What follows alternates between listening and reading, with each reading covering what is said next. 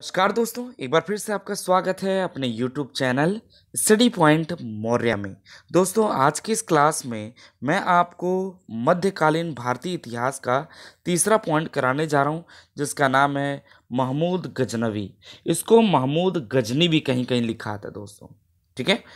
दोस्तों, मैं आपको पहले वाली वीडियो में मैंने मध्यकालीन भारतीय इतिहास के महत्वपूर्ण स्रोतों के बारे में कराया था, और दूसरी वीडियो में मतलब दूसरे पॉइंट में साथियों मैंने आपको भारत पर अरबों का आक्रमण कराया था।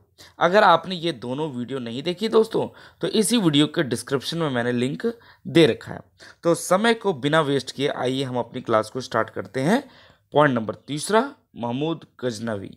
दोस्तों, पहला पॉइंट क्या कहता है? कहता है कि गजनवी वंश का संस्थापक अल्पतगिन था, जो एक तुर्क सरदार था। पेपर में पूछ सकता है कि गजनवी वंश का संस्थापक कौन है।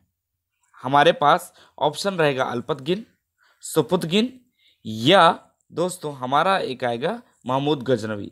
क्योंकि हमने पढ़ रखा है बार बार महमूद गजनवी महमूद गजनवी, तो इसके हम क्या करेंगे, गजनवी वंश का सरनेम देख करके हम महमूद गजनवी मारते हैं। बट याद रखना, इसमें पहला हमारा सबसे बढ़िया क्वेश्चन बनेगा एग्जामिनेशन के पॉइंट ऑफ व्यू से। गजनवी वंश का जो संस्थापक था वो था अल्पतगिन था। ठीक है, जो कि एक तुर्क सरदार था। क्लियर है साथियों? ये भी मैं कह सकता हूं दोस्तों कि ये कब की बात है? 932 ईस्वी की बात है। ठीक है, 932 ईस्वी में अल्पतगिन नामक एक तुर्क सरदार गजनी साम्राज्य का संस्थापक था, और उसकी राजधानी क्या थी दोस्तों? गजनी। ये गजनी कहाँ है दोस्तों? गजनी जो है अफगानिस्तान में है। क्लियर? ओके, आइए अब अपना दूसरा पॉइंट स्टार्ट करते हैं। महमूद गजनी है ना, या गजनवी कह लो। महमूद गजनवी का जन्म 1 नवंबर 971 में जीनी में हुआ। कब हुआ दोस्तों? 971 में। किसका? महमूद गजनवी का। अब महमूद गजनवी के बारे में जानते हैं दोस्तों। अल्पतगिन, जो अल्पतगिन था, उसकी एक बिटिया थी। कौन थी? बिटिया थी, डॉटर थी। ठीक है, ओके। उस बिटिया की शादी जो कराई अल्पतगिन ने, वो करा दी किससे? सुपुतगिन से। अब सुपुतगिन और इनकी बिटिया से शादी हुई किसकी? अल्पतगिन की बिटिया से। तो जन्म लिया किसने? महमूद गजनवी ने। अब आप मुझे कमेंट्स में बताएंगे कि जो महमूद गजनवी का रिश्ता अल्पतगिन से क्या लगता था। ठीक है, ओके। अब चलते हैं अपना तीसरा पॉइंट साथियों। तीसरा पॉइंट क्या कहता है? उसके पिता का नाम सुपुतगिन था। उसके किसके? महमूद गजनवी। मैंने आपको बता दिया कि भाई अल्पतगिन, देखो यहां पे लिखा है, जो कि अल्पतगिन का दामाद था। अल्पतगिन का दामाद कौन था? सुपुतगिन। और सुपुतगिन का पुत्र कौन था? महमूद गजनवी। ठीक है, तीसरा पॉइंट हमारा कह रहा है, एक बार मैं फिर पढ़ना चाहता हूं साथियों। उसके पिता का नाम सुपुतगिन था, जो अल्पतगिन का दामाद एवं गजनी का शासक था।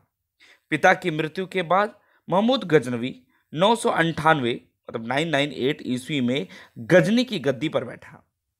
जब उसके पिता की मृत्यु हो गई दोस्तों, किसकी? सुपुतगिन के पिता की मृत्यु हो गई, तो गजनी पर 998 ईस्वी पर गद्दी पर बैठा। कौन? महमूद गजनवी। अपने पिता के काल में महमूद गजनवी खुरासान का शासक रह चुका था। जब उसके पिताजी जीवित थे दोस्तों, किसके? महमूद गजनवी के। उस सुपुतगिन जब जिंदा था तब वह खुरासान का शासक रह चुका था दोस्तों। ठीक है, ओके। अब आ जाते हैं हम अपना अगला पॉइंट। ठीक है, पिता की मृत्यु के बाद महमूद गजनवी 998 में गजनी की गद्दी पर बैठा। अपने पिता के काल में महमूद गजनवी खुरासान का शासक रह चुका था। अब आ जाते हैं अपना तीसरा अगला पॉइंट।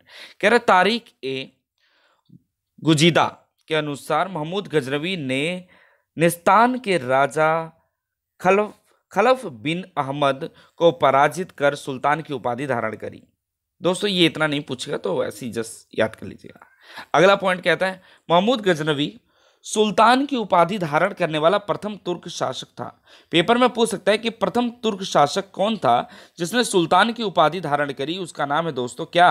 महमूद गजनवी। ये मैक्सिमम इंपॉर्टेंट है दोस्तों, बहुत ही महत्वपूर्ण है, तो आप इसको जरूर इसको याद कर लीजिएगा। पहला ये प्रथम तुर्क शासक था जिसने सुल्तान की उपाधि धारण करी।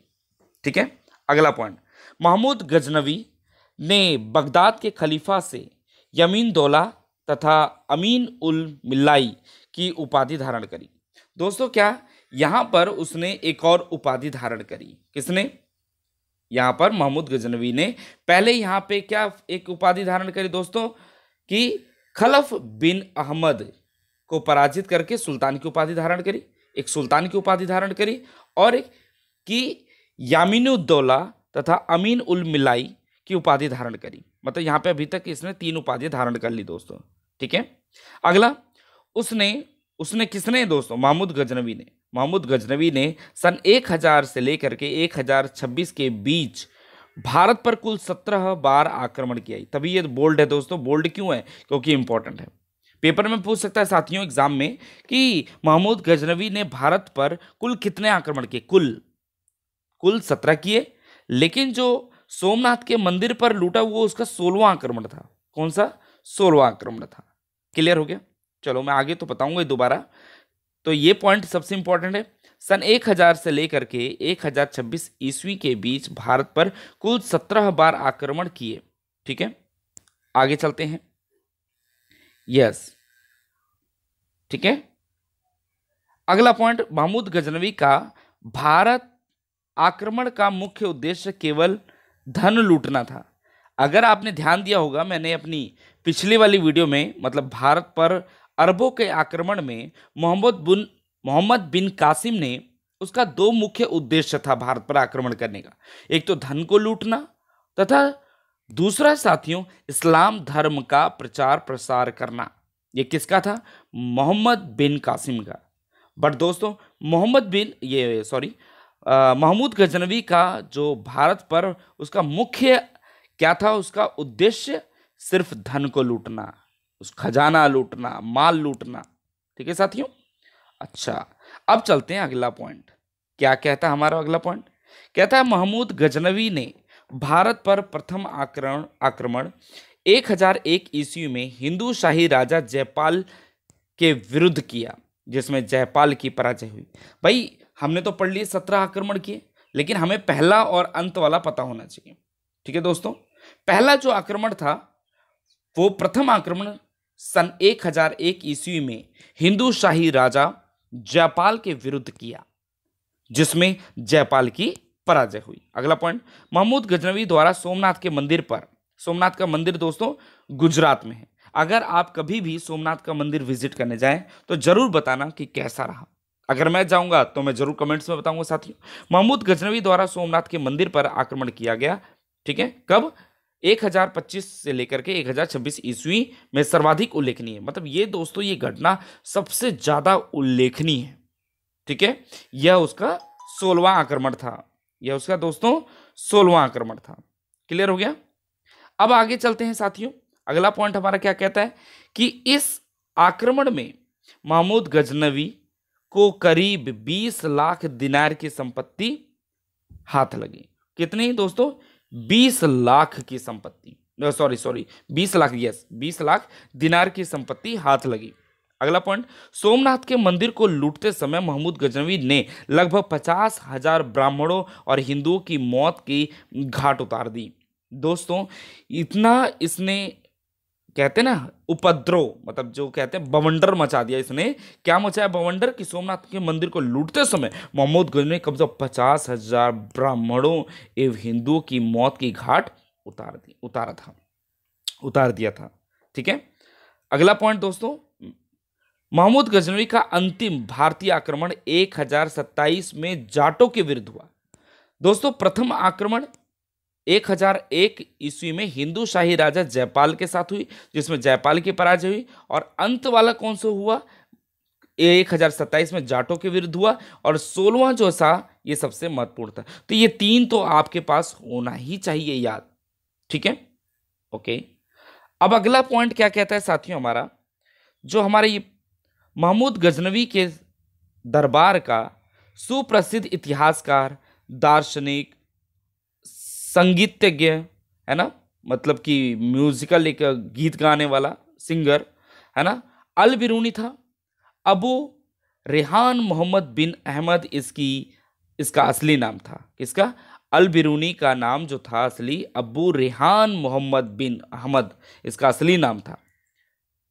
तहकीक ए हिंद उसकी सर्वाधिक चर्चित पुस्तक थी या पुस्तक है। दोस्तों यहाँ पे हम कह सकते हैं कि जो अल बिरूनी था, अल बिरूनी की जो पुस्तक थी, कौन सी पुस्तक थी साथियों?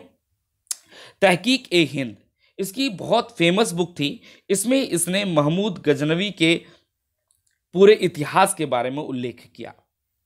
ठीक है, अब आइए चलते हैं अपना और भी कुछ, ये 3 महत्वपूर्ण पॉइंट हैं। हाँ, कहता है कि किताब उल यामनी नामक ग्रंथ की रचना उतबी महमूद गजनी के साथ आया। दोस्तों उतबी जो था ये भी महमूद गजनी के साथ भारत आया और उसने किताब उल यामनी नामक ग्रंथ लिखा, जिसमें दोस्तों इसमें भी हमें महमूद गजनवी या महमूद गजनी के इतिहास के बारे में पता चलता है। अगला पॉइंट क्या कहता है? फिरदौसी भी सुल्तान महमूद के साथ ही भारत आया एवं शाहनामा नामक ग्रंथ की रचना करी। अब दोस्तों इसके साथ 3 बंदे आए। कौन कौन आए? वैसे तो दोस्तों 4 हैं, मैं नाम बताता हूं। अल बिरूनी, फिरदौसी, उतबी और एक इसमें फरूखी भी था, जो दोस्तों महमूद गजनवी के दरबार में रहते थे और ये भारत में महमूद गजनवी के साथ आए और इन्होंने अपनी अपनी पुस्तक के द्वारा दोस्तों महमूद गजनवी के इतिहास के बारे में लिखा। ठीक है, मैं एक बार फिर हल्का सा आपको रिवाइज करा देना चाहता हूं साथियों। क्या कहता हमारा कि अल बिरूनी की जो पुस्तक थी तहकीक ए हिंद, कौन सी? तहकीक ए हिंद। ठीक है, अगला किताब उल यामनी की रचना उतबी ने की। ठीक है, और फिरदौसी भी जो था वो भी इसके साथ आया था, उसकी पुस्तक का नाम था शाहनामा। ठीक है, अब अंत एक दुख खबरी भी सुन लेते हैं कि भाई महमूद गजनवी या महमूद गजनी की मृत्यु सन 1030 ईस्वी में हुई। तो साथियों मैं उम्मीद करूंगा कि आपने आज की इस क्लास में महमूद गजनी या महमूद गजनवी के बारे में आपने पूरी स्टोरी समझी होगी। अगली क्लास में साथियों हम समझने जा रहे हैं अपने एक खतरनाक, है ना, खतरनाक क्या दोस्तों? खतरनाक शासक जिसका नाम था महमूद गौरी। इसकी हम महत्वपूर्ण 3 जो महायुद्ध थे, तराइन का प्रथम युद्ध, तराइन का दूसरा युद्ध और चंदावर का युद्ध, दोस्तों इसको हम अगली क्लास में शॉर्ट वीडियो में महमूद गौरी के बारे में पढ़ेंगे। तो साथियों मिलते हैं अगली क्लास में। ऐसे ही दोस्तों अपनी परीक्षा की तैयारी करते रहिएगा। तो मिलते हैं अगली क्लास में। नमस्कार दोस्तों।